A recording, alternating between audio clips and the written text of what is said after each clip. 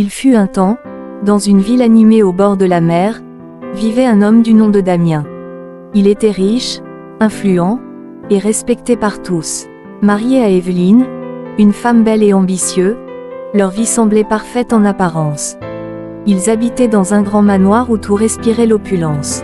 Leur mariage était considéré comme un modèle de réussite. Mais derrière cette façade de bonheur, les fissures commençaient à apparaître.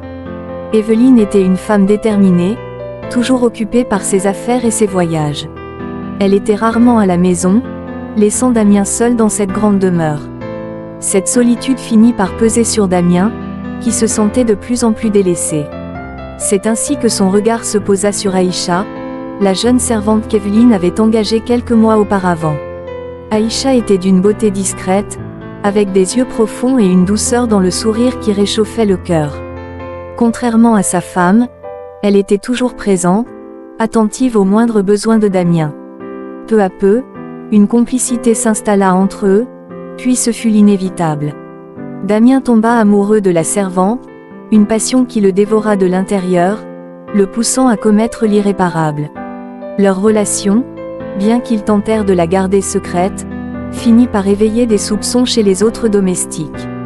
Évelyne, de retour d'un long voyage, commença à remarquer des changements dans le comportement de son mari.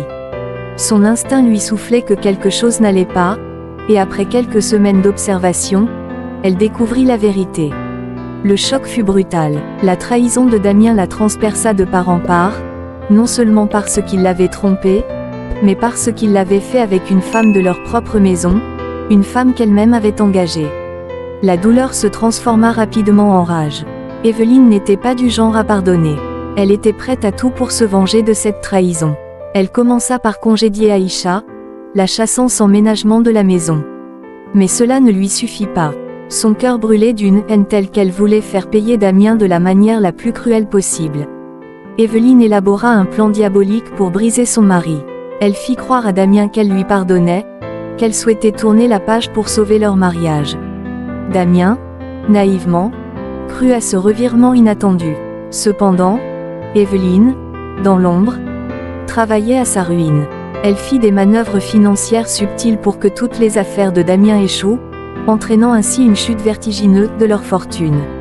Damien ne comprenait pas comment tout s'effondrait autour de lui. L'entreprise qu'il avait construite avec tant de passion se désintégrait peu à peu. Ses associés le lâchèrent, les banques refusèrent de l'aider. Et tout cela sous les yeux d'Évelyne, qui jouait parfaitement le rôle de l'épouse aimant, tout en savourant chaque instant de cette destruction. La descente aux enfers de Damien atteignit son paroxysme lorsqu'il fut ruiné et obligé de vendre leur manoir pour rembourser ses dettes. Évelyne, qui avait secrètement transféré ses biens à son nom, l'abandonna sans un mot, le laissant seul dans la misère. Mais sa vengeance ne s'arrêtait pas là. Elle fit en sorte qu'Aïcha, qui tentait de refaire sa vie loin de cette tragédie, soit ostracisée et que personne ne veuille l'employer, la plongeant elle aussi dans la détresse. Damien, désormais sans abri et sans ressources, réalisa trop tard l'étendue de ses erreurs. Il erra dans la ville, rongé par le remords, cherchant désespérément à retrouver Aïcha, la seule femme qu'il avait véritablement aimée. Mais elle était introuvable, ayant disparu sans laisser de traces, emportant avec elle le seul rayon de lumière qui avait illuminé sa vie. Quant à Évelyne, malgré sa vengeance réussie, elle ne trouva jamais le bonheur, car son cœur était à jamais noirci par la haine. L'histoire de Damien, d'Aïcha et d'Évelyne devint une légende dans la ville, un sombre conte sur l'amour, la trahison et la vengeance. C'était une leçon cruelle sur les conséquences des passions dévorantes et des cœurs brisés, qui, au lieu de guérir, ne firent que se détruire mutuellement. Damien continuait de vagabonder dans les rues, son visage marqué par la souffrance et l'épuisement. Ses souvenirs étaient emplis des moments passés avec Aïcha, des éclats de rire volés, des regards échangés en cachette, et de cet amour qu'il avait cru inébranlable. Il se souvenait de la douceur de sa voix et du réconfort qu'elle lui apportait. Mais tout cela semblait désormais appartenir à une autre vie, une vie où il était encore quelqu'un. Les jours passaient, et Damien s'enfonçait de plus en plus dans le désespoir. Il cherchait désespérément Aïcha, interrogeant les passants, errant dans les quartiers les plus reculés de la ville. Mais elle semblait avoir disparu, comme si elle s'était évaporée. Chaque porte qu'il frappait se fermait aussitôt, et chaque espoir de la revoir s'éteignait un peu plus chaque jour.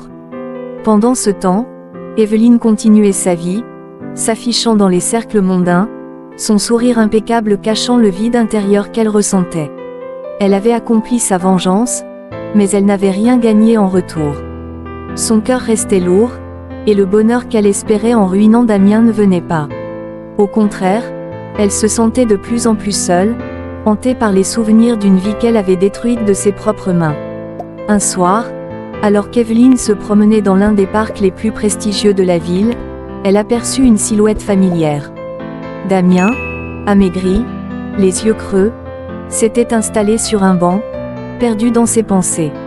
Elle le regarda un moment, et malgré toute la haine qu'elle avait nourrie contre lui, elle ressentit un pincement de regret. Damien n'était plus que l'ombre de lui-même, et même si elle ne le regrettait pas entièrement, une partie d'elle se demandait si tout cela en valait vraiment la peine. De son côté, Damien continua sa quête. Un jour, alors qu'il errait dans un quartier pauvre de la ville, il entendit parler d'une femme qui vendait des herbes médicinales et qui vivait en retrait du reste de la communauté. La description correspondait à Aïcha, et l'espoir refit surface en lui. Il se précipita vers l'endroit indiqué, son cœur battant à tout rompre. Lorsqu'il arriva enfin devant la petite maison délabrée, il frappa timidement à la porte. Un long silence s'ensuivit, et lorsqu'il allait rebrousser chemin, la porte s'ouvrit doucement. Aïcha se tenait là, plus frêle, plus pâle, mais toujours aussi belle. Leur regard se croisa, et pendant un instant, tout le passé ressurgit. Les mots n'étaient pas nécessaires. Ils se jetèrent dans les bras l'un de l'autre, pleurant toutes les larmes qu'ils avaient retenues. Aïcha l'avait quitté parce qu'elle ne voulait pas être la cause de sa destruction, et elle s'était exilée pour se protéger. Damien la supplia de lui pardonner, de lui laisser une chance de tout recommencer, loin de cette ville qui les avait brisés. Aïcha, le cœur lourd mais encore rempli d'amour pour lui, accepta. Ensemble, ils décidèrent de quitter la ville, de reconstruire leur vie ailleurs, dans un endroit où personne ne les connaissait. Le lendemain, ils partirent à l'aube, laissant derrière eux la ville et les souvenirs douloureux. Leur avenir était incertain, mais ils savaient que tant qu'ils étaient ensemble, ils pouvaient tout affronter. Evelyne, quant à elle, apprit un jour leur départ. Une étrange sensation l'envahit, un mélange d'amertume et de soulagement. Elle avait remporté sa vengeance, mais au prix de son propre bonheur. Et elle resta là, dans cette ville où tout lui rappelait ce qu'elle avait perdu, vivant dans une solitude qu'elle s'était elle-même imposée.